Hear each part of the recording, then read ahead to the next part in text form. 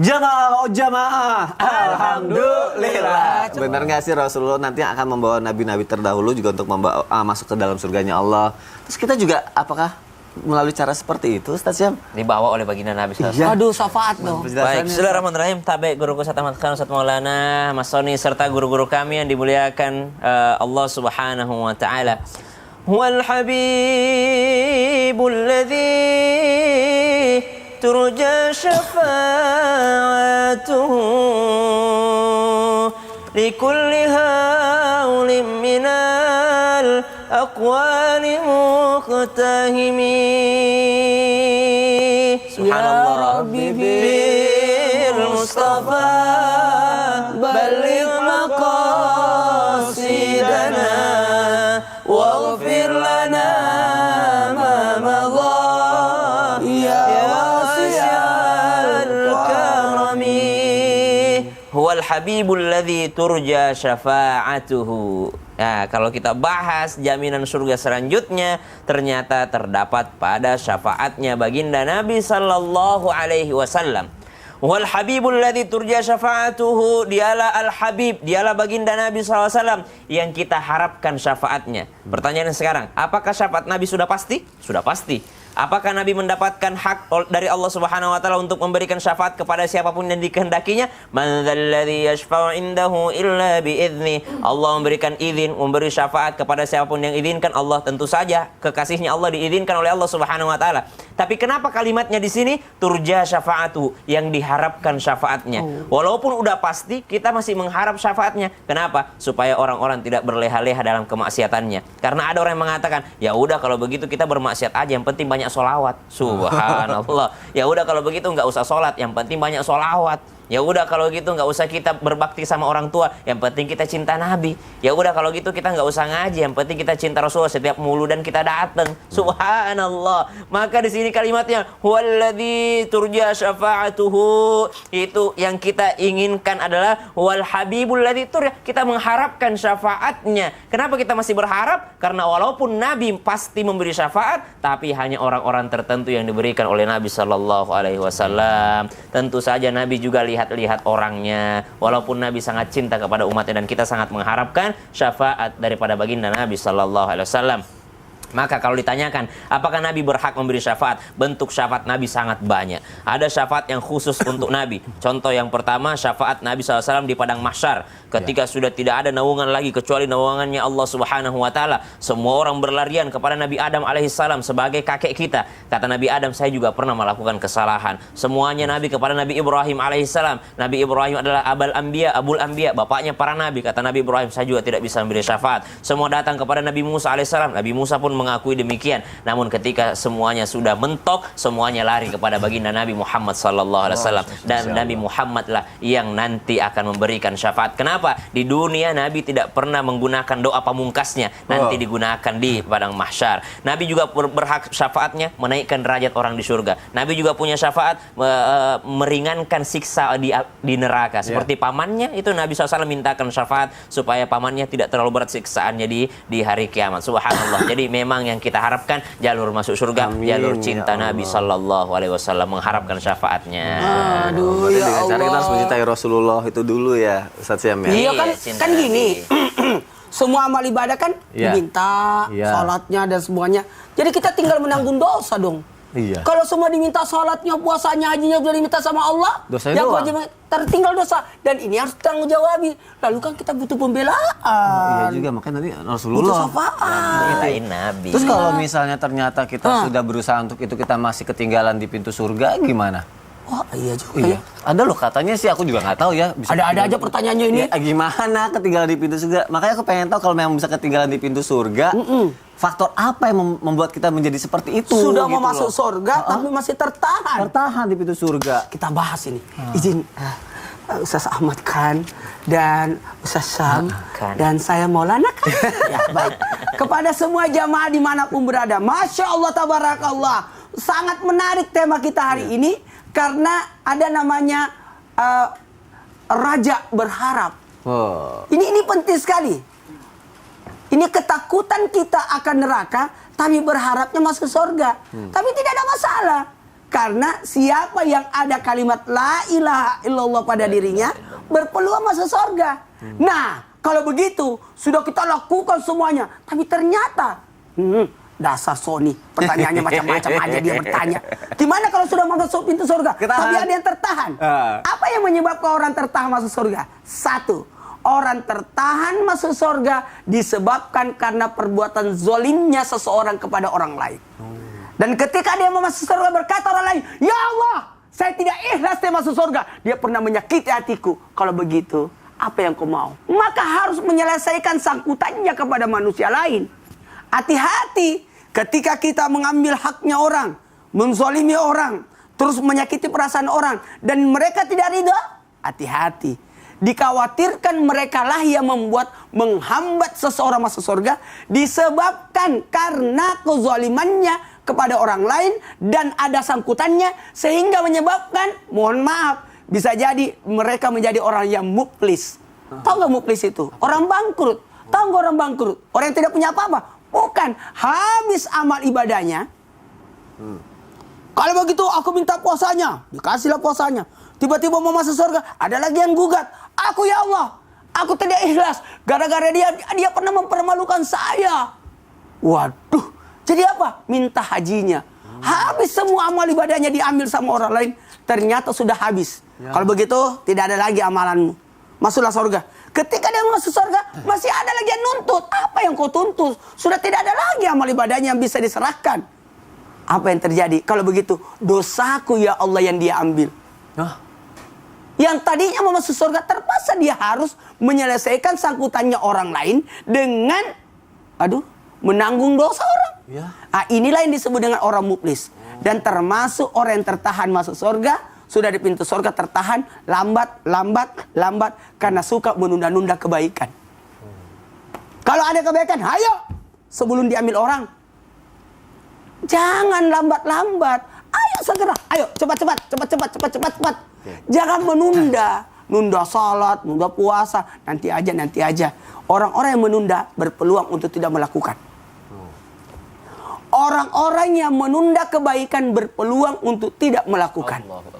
Hati-hati. Jadi jangan pernah menunda haji, menunda umroh. Ayo, segera. 20.000 satu hari, simpan uangnya. Insya Allah per 5 tahun berangkat. Amin. 20.000 kali sebulan, 600.000 kali 1 tahun. Sama dengan 7.200.000 kali 5 tahun, 36 juta. Berangkat itu. Udah sama jajannya? Semua sudah. Iya, udah. Wow, sih itu bintang 5. Kalau orang bayar sudah 33 udah aman itu. Udah.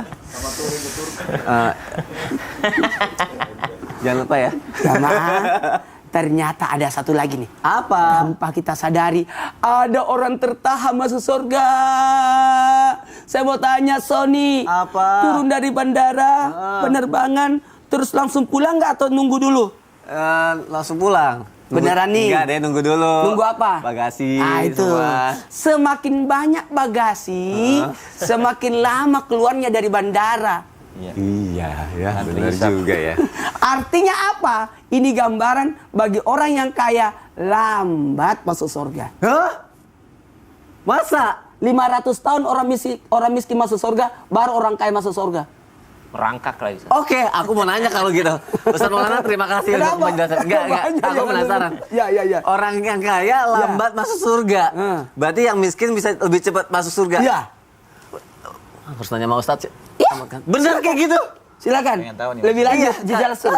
Menjamin masuk surga itu kalau misalnya kita miskin dibanding yang kaya. Nah, kita bahas bareng. Coba aku penasaran, kok Ustaz Maulana bisa ngomong gitu? Bersambung kan? Masyaallah. Jamaah Islam itu indah yang dirahmati oleh Allah Subhanahu wa taala. Apakah benar kemiskinan itu bisa membawa seseorang ke dalam surganya Allah Subhanahu wa taala? Penasaran ini. Di dalam satu hadis yang datang daripada Al-Imam Ibnu Abbas radhiyallahu taala anhuma, Rasulullah shallallahu alaihi wasallam bersabda di dalam hadis sahih, "Ittala'tu ahlul jannah fara'aitu aktsaru ahluha al-fuqara wa tala'tu ahlun nar fara'aitu aktsaru ahluha an-nisa." Ketika Rasulullah shallallahu alaihi wasallam diberangkatkan oleh Allah Subhanahu wa taala, diperjalankan Isra wal Mi'raj, diperlihatkan bagaimana isi neraka dan surga oleh Allah Subhanahu wa taala. Dan ketika diperlihatkan neraka, pada saat itu melihat bahwasanya isi daripada penghuni neraka itu kebanyakan adalah perempuan.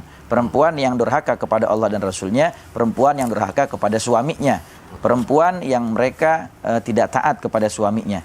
Lalu ketika Rasulullah melihat isi sorga, maka Rasulullah dapati di dalam sorga kebanyakan isinya adalah orang miskin, orang fakir. Orang fakir yang seperti apa? Orang fakir yang mampu menyembunyikan kemiskinannya, tidak dia ceritakan kepada siapapun. Ada syaratnya. Orang miskin yang dia sabar, ikhlas, ridho dengan ujian kemiskinan yang diberikan oleh Allah Subhanahu wa taala. Jadi yang menjual kemiskinan tidak termasuk? Tidak termasuk. Karena menjual penderitaan, menjual kemiskinan itu adalah membuka pintu-pintu kemiskinan yang lain. Kata Rasulullah SAW, man fataha ala nafsi baban mas'alatan danas fatahallahu lahu sab'ina baban min abwabil fakri.